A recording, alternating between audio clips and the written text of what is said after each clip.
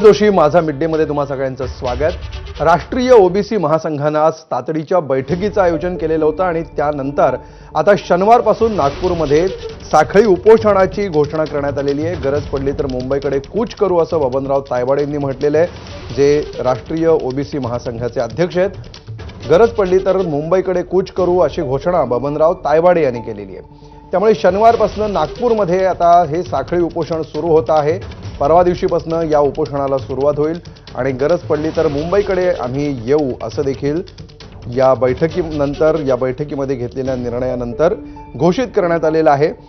राष्ट्रीय ओबीसी महासंघाची राज्यस्तरीय बैठक काही वेळापूर्वीच पार पडलेली आहे आणि यामध्ये नागपूरच्या संविधान चौकामध्ये आता ओबीसी महासंघानं साखळी उपोषणाला सुरुवात केली आहे।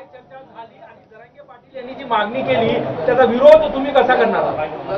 नाही, महत्त्वाचं म्हणजे आज या ठिकाणी संपूर्ण महाराष्ट्रातील पदाधिकारी आणि आमचे हितचिंतक यांची ऑफलाईन आणि ऑनलाईन दोन्ही पद्धतीने मीटिंग या ठिकाणी संपन्न झाली। विदर्भातील सर्व जिल्ह्यातील मंडळी ऑफलाईन या ठिकाणी उपस्थित होती आणि उर्वरित भागातील पदाधिकारी हे ऑनलाईन जॉईन झालेले होते। या सर्व विषयावर सखोल चर्चा झाल्यानंतर तातडीने आपण कारवाई करावी याच्यावरती सर्वांचं एकमत झालं आणि म्हणून पहिल्या स्टेजला उद्याला ज्या ज्या जिल्ह्यामध्ये शक्य आहे त्या जिल्ह्यामध्ये आमचे पदाधिकारी एक प्रेस कॉन्फरन्स घेतील, संघटनेची भूमिका त्या ठिकाणी मांडतील, लोकांमध्ये जागृती निर्माण करतील। कारण कालपर्यंत हा ओबीसी समाज शांततेने आंदोलनकर्त्यांच्या भूमिकेकडे बघत होता, वाट बघत होता आणि त्याच्यामुळे तो मानसिकरित्या एवढा तयार नव्हता।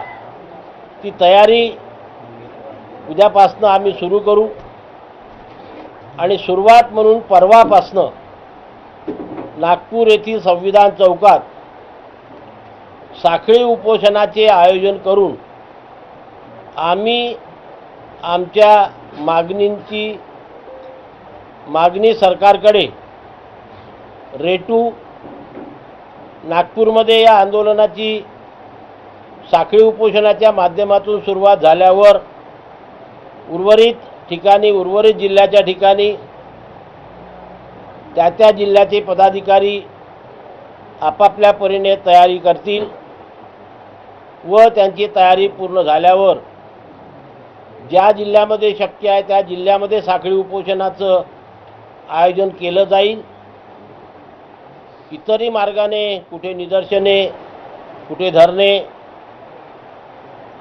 या मार्गाने आम्ही आमच्या मागण्यांकडे सरकारचं लक्ष वेधू आणि हे करत असताना पुढे मुंबईला किती तारखेला जायचं, कशा प्रकारे कूच करायची याचं सुद्धा नियोजन आम्ही पुढच्या 15 दिवसामध्ये करू। पण त्याकरता जे 3-4 महिन्याची तयारी पाहिजे होती त्या तयारीमध्ये आम्ही मुळीच नव्हतो आणि म्हणून उद्यापासून आम्ही तशा प्रकारचं जिल्ह्यामध्ये वातावरण तयार करण्याचं काम करू आणि मग सर्व पदाधिकाऱ्यांचं एकमत झाल्यावर मुंबईला आम्ही सुद्धा मोठ्या संख्येने धडक देऊन सरकारचं लक्ष आम्ही आमच्या मागण्यांकडे वेधू अशा प्रकारचा एक निर्णय आज या ठिकाणी घेण्यात आलेला आहे। आणि आपल्या माध्यमातून पुन्हा एकदा मी सरकारचं लक्ष आमच्या प्रमुख मागण्यांकडे वेधू इच्छितो की सध्या परिस्थितीत जे ओबीसीला आरक्षण मिळत आहे त्या ओबीसीच्या आरक्षणाला कुठल्याही प्रकारचा धक्का लागता कामा नये। मराठा जातीला किंवा समाजाला ओबीसीतून आरक्षण देण्यात येऊ नये। ज्यांच्याकडे कुठलेही पुरावे उपलब्ध नाही अशांना सरसकट। तर ओबीसी महासंघानं आता आंदोलन करण्याचा निर्णय घेतलेला आहे। पुढच्या बातमीकडे जाऊया। आरक्षणाबाबत आम्ही कोणावरही अन्याय करणार नाही असं फडणवीसांनी म्हटलंय. मराठा समाजाचे प्रश्न आम्हीच सोडवले, इतर कोणीही सोडवले नाहीत. मराठा समाजाला 10% आरक्षण दिलंय.